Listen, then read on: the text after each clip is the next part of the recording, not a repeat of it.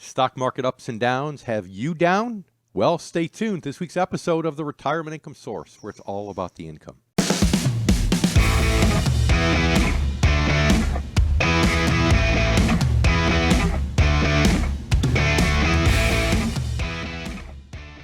Welcome to the Retirement Income Source, where it's all about the income. I'm David Scranton, here with my good friend and co-host Sarah Samuels. And today we're going to talk about the market swings, the recent volatility in the markets, what's causing it, is it going to get worse, and most importantly, what you need to do to protect your hard-earned dollars. Dave, it's great to be here with you and, of course, with all of our listeners. I know a lot of people are still looking at the tariffs. They're looking at the markets every day, and they're concerned because it can be scary to ride that roller coaster. It becomes an emotional roller coaster when you're paying attention to all of this market volatility. And I'm really excited for today's show, Sarah. You know why? Why? Well, in part because I think this is important information, but also because I've had family visiting for the last week. And this gives me a chance to get out of the house on a weekend and actually do something fun. You need a little break from the family Hopefully time. none of the family members are listening to the show right now. Hopefully they're not tuning in. But really, Dave, we've seen really three main things that have been driving the markets recently. Can you go into those three things? Well, the market climb we've seen recently has been fueled, first of all, by affluent individuals buying higher-end products. Second of all, by government spending, and third, by corporate spending in infrastructure for AI, for artificial intelligence.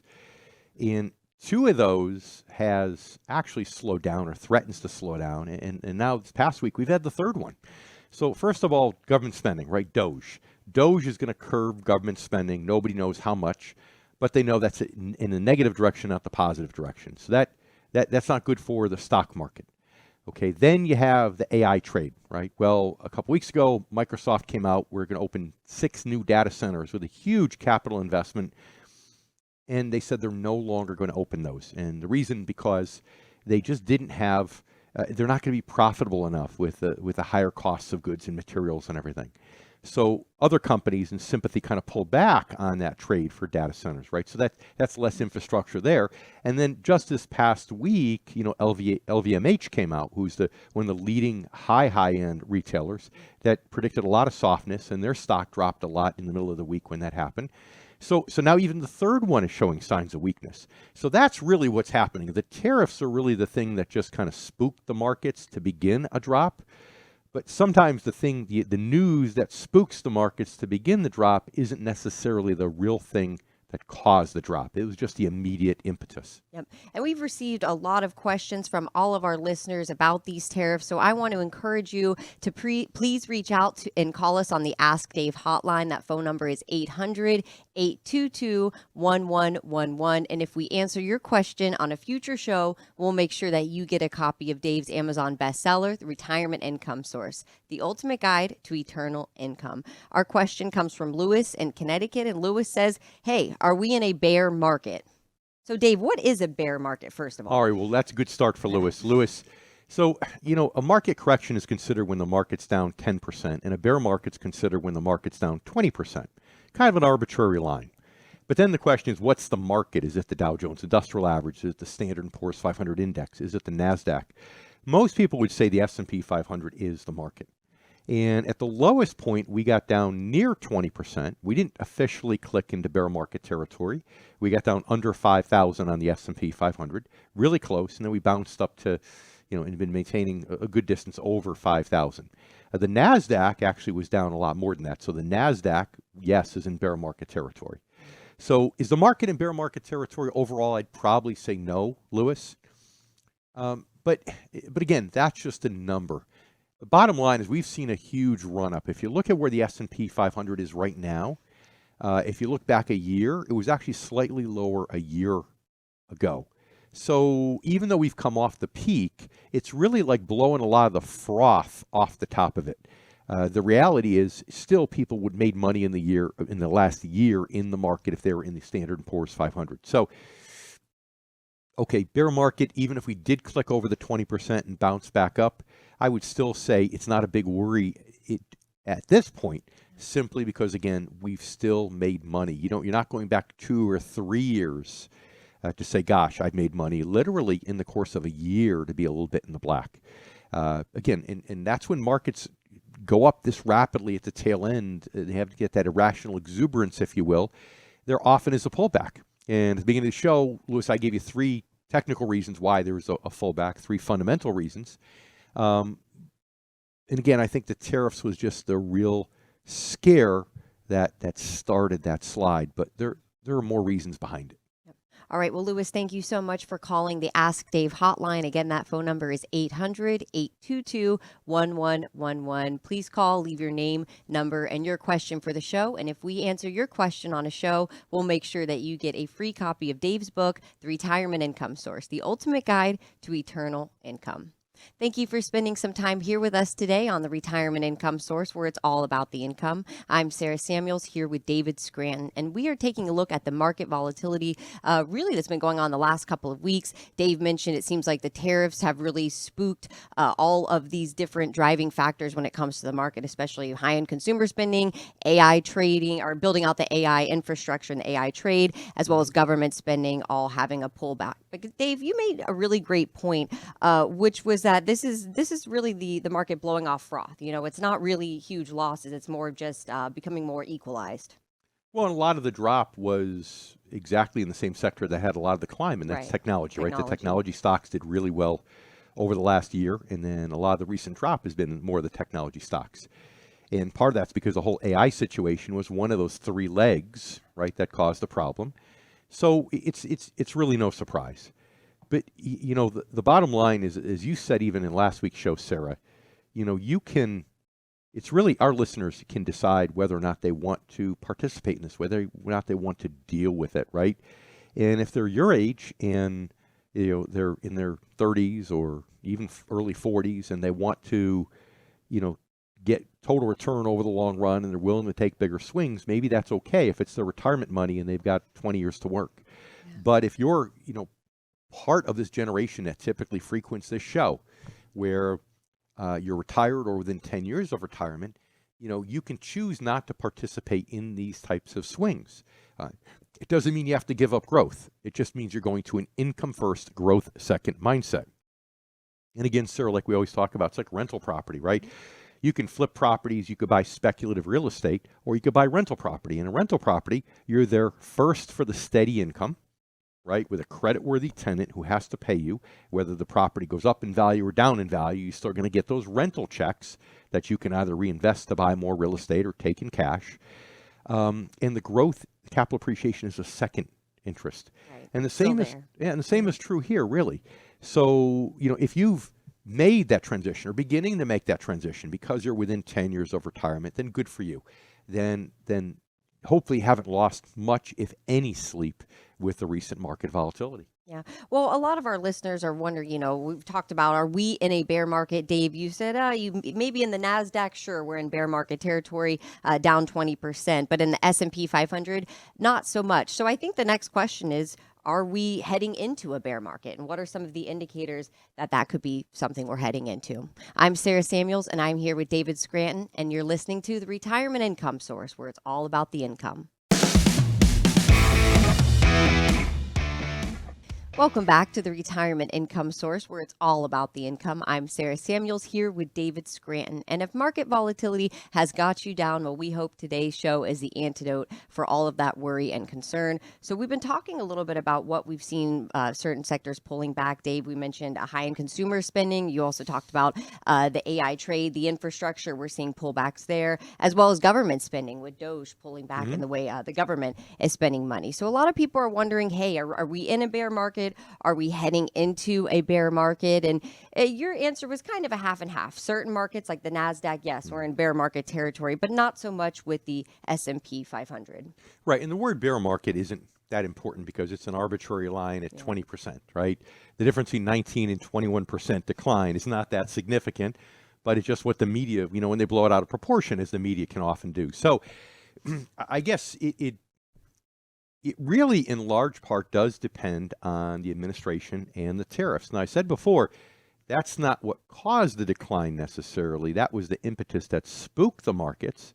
But after a big run-up like what we saw, and especially the run-up being lopsided in technology and heavily with government spending and other things, you're going you're going to see a pullback when there's anything that scares the market. And the pullback that we've seen is not that significant. So yes, the tariffs are just really the impetus that spooked the market enough to start a sell-off that was overdue. However, where the tariffs are material here, Sarah, and the administration and their decisions with the tariffs, is that they're the things that could be the difference between sending us in a bear market versus having this just be a minor slowdown and we turn around and recover. Right. Well, if we have the cost of goods going up, it really becomes a domino effect where every single thing gets affected by this. It becomes a domino effect, you're right, because now you have the whole stagflation argument, right? If the cost of goods goes up and causes inflation, but people slow down buying, now you've got a stagnant economy with inflation. That's not good. But it's really just the uncertainty, right? Think about corporate America. Corporate America doesn't want to make major purchases in infrastructure if they don't know what's going to happen, right? Are we really going to start building factories here in the U.S. Because within 4 years there's another administration and who knows what their policy is going to be? So, Right. so it's that unknown that really causes corporate America to pull back with spending. And remember, corporate America is the one that invests in infrastructure that indirectly employs people. Corporate America is the one that directly employs people. So that's where this sense of uncertainty coming from the White House could really be the make it or break it difference in how the administration handles it. Yep. Well, luckily, there's no uncertainty here with how you can get your hands on a free copy of Dave's book, The Retirement Income Source, where it's all about the income, of course.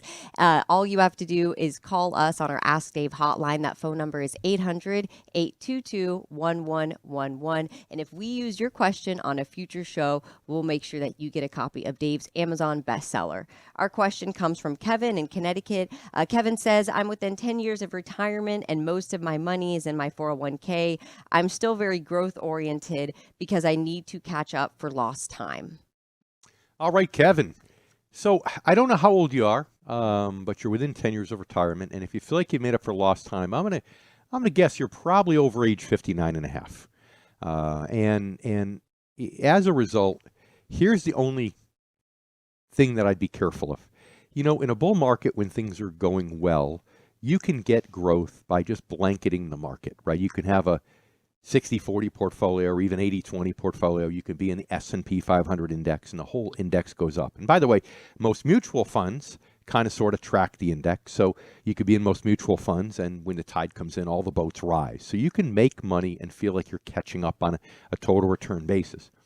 The problem is in a questionable stock market, whether there's a bear market or a recession or even just an economic slowdown, but without a recession, you still have the problem of the fact that, you know, generally speaking, the tide isn't coming in. Now, that doesn't mean you can't make money, but you've got to make money in certain sectors. And that's when picking the right stocks actually starts to make sense, not just blanketing the market or buying mutual funds. So you've done well over the long run with mutual funds, and you've done well in the most recent years with the mutual funds in your 401k. My concern is with what's looking to be either an economic slowdown or maybe ultimately an outright recession, is that's going to be really difficult for you to continue to make money, to catch up for that lost time, if you will, in that 401k. So here's why I'm hoping you're over 59 and a half. Not because I want to, you know, push you closer to your life expectancy, Kevin. That's not it at all. But it's because with most 401ks, when you're over 59 and a half, you can roll that money over to an IRA. Why is that important? Because in the 401k, you're probably limited to these mutual funds, right? And the mutual funds blanket the market, and they just aren't best suited to help you in this type of economic environment. But when you roll it over to an IRA, the universe of investment options opens up to you. And a good income specialist, a person who specializes in getting people through that red zone leading into retirement, can help you a lot better than the vanilla flavored mutual funds sitting in your 401k. So I'm hoping you're over 59 and a half or close enough to it where you could take advantage of that ability to do an in-service rollover with your lump sum to an IRA and still get that growth you're looking for to play catch up. Kevin, thank you so much for calling into our Ask Dave hotline. Again, that phone number is 800-822-1111. 822-1111. Just call and leave us your name, your number, and your message with your question for the show. And if we use your question on a future show, we'll make sure that you get a copy of Dave's book, Retirement Income Source, The Ultimate Guide to Eternal Income. And thank you for listening to the Retirement Income Source, where it's all about the income. I'm Sarah Samuels here with David Scranton, and we are going to give you the blueprint to getting off of that emotional roller coaster of market volatility. If you've been following the markets, you've been watching what's been going on the past few weeks with the tariffs and everything, and if you're feeling a little spooked, there is a solution to it. Now, Dave, you just answered a question from Kevin. He's 10 years out from retirement. You said that you hope that he can make those in-service rollovers, so from his 401k. So what are some options for our listeners out there that are maybe Kevin's age, maybe a little closer to retirement, and they want to get out? You know, they want to pull the escape hatch and they want to make that transition into more income first investments.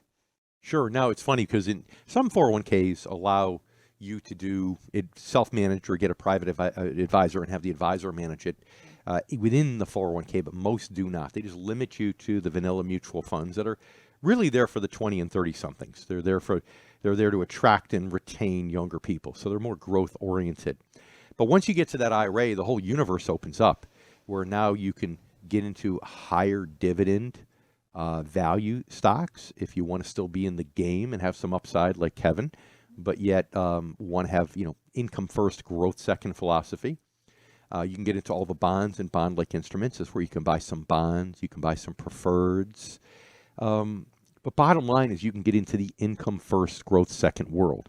Think about it. In a 401k, there's no such thing. In a 401k, again, they don't exist because the benevolence of the employer, right? They exist because they want to attract and retain good people. And they're not hiring old farts my age, Sarah. They're simply not. They're hiring people your age that can grow with the company, exactly, right? So the reality of it is they have options in there to appeal to people like you, not to appeal to people like me.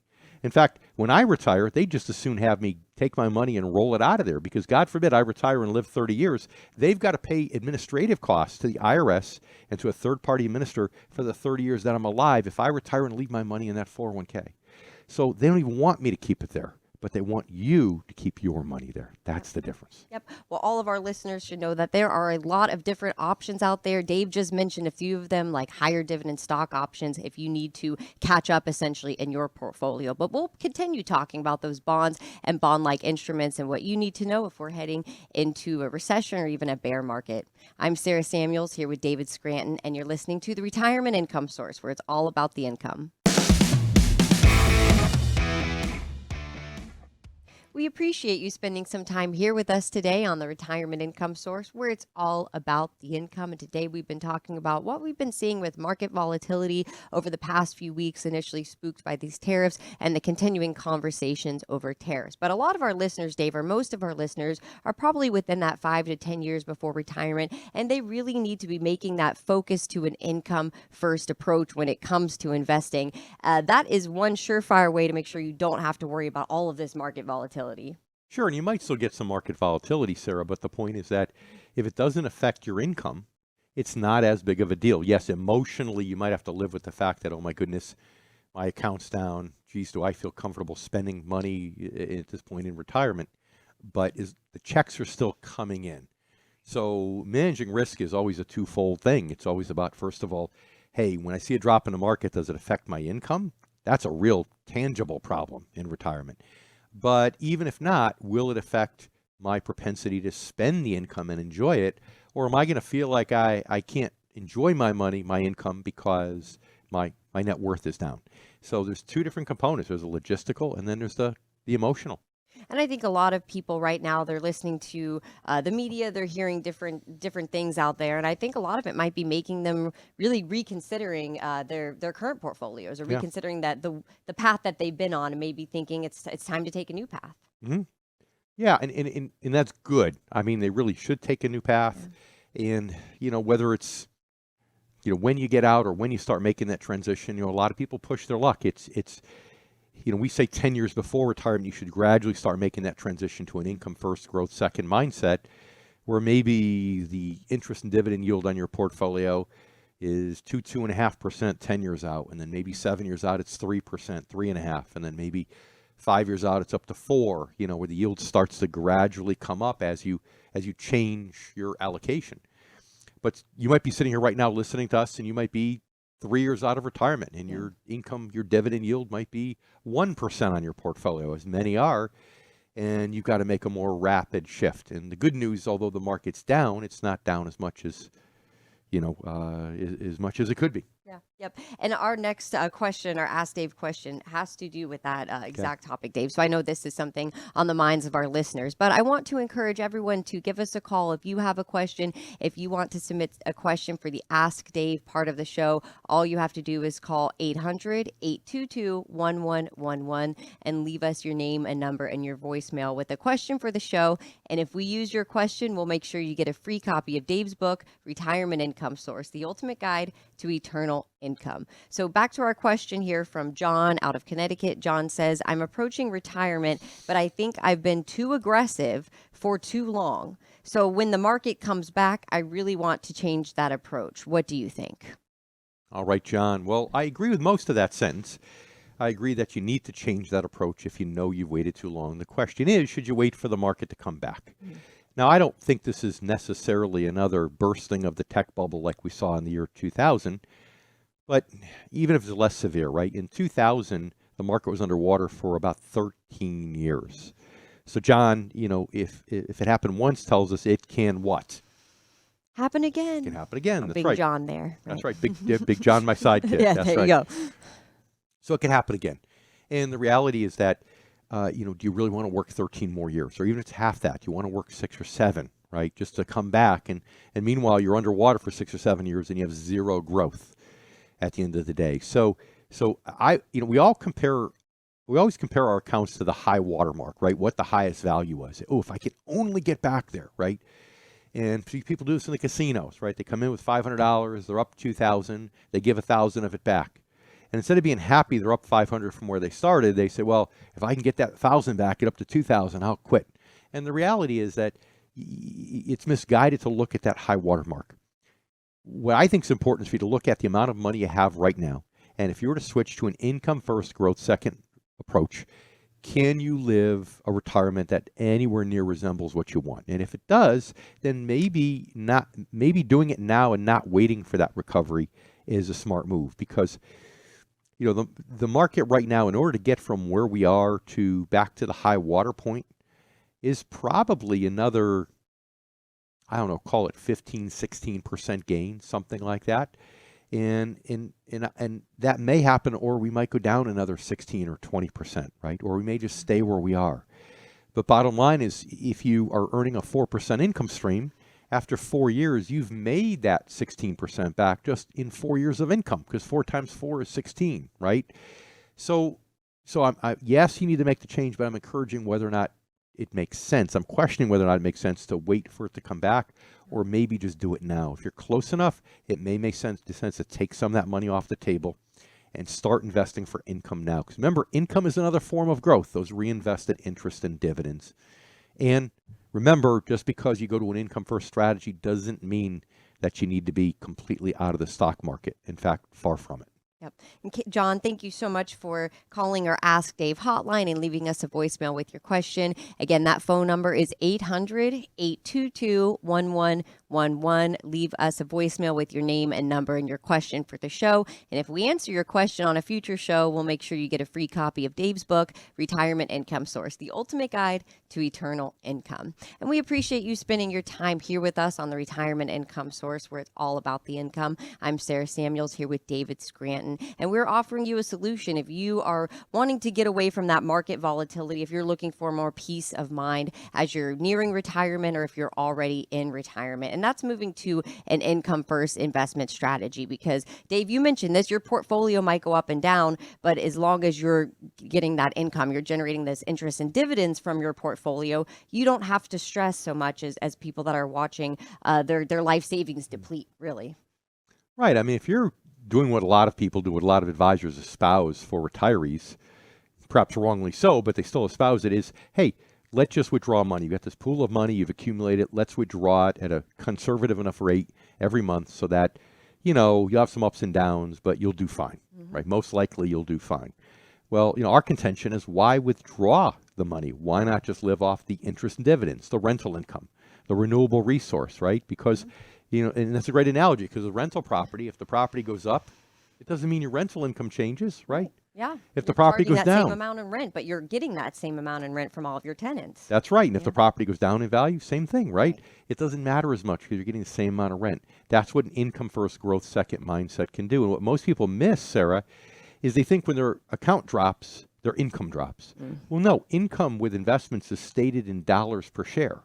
It's not stated in percentage. They're stated in dollars per share. So the only way for your income to go down is to sell shares, which is what most advisors are recommending that people do in retirement. Sell shares and hope that the value goes up. Well, again, if income is stated in dollars per share, that means over time you're generating less and less income. It means you're going to have to take more principal and sell more shares. To me, that's just insane. It's insane. It's really a scarcity mindset instead of an abundance mindset, where if you invest for income the right way, you can reinvest those dividends. You can have enough money coming in where you don't have to touch your principal, and you can enjoy retirement. Or maybe you save that principal even for if you live to your 80s or 90s, you'll have that money there if you do need to dip into it for healthcare expenses, for example. But this has been a great episode of the Retirement Income Source, of course, where it's all about income. And we appreciate you tuning in to watch this week's episode. And we certainly hope that you're here with us next week, same time, same station.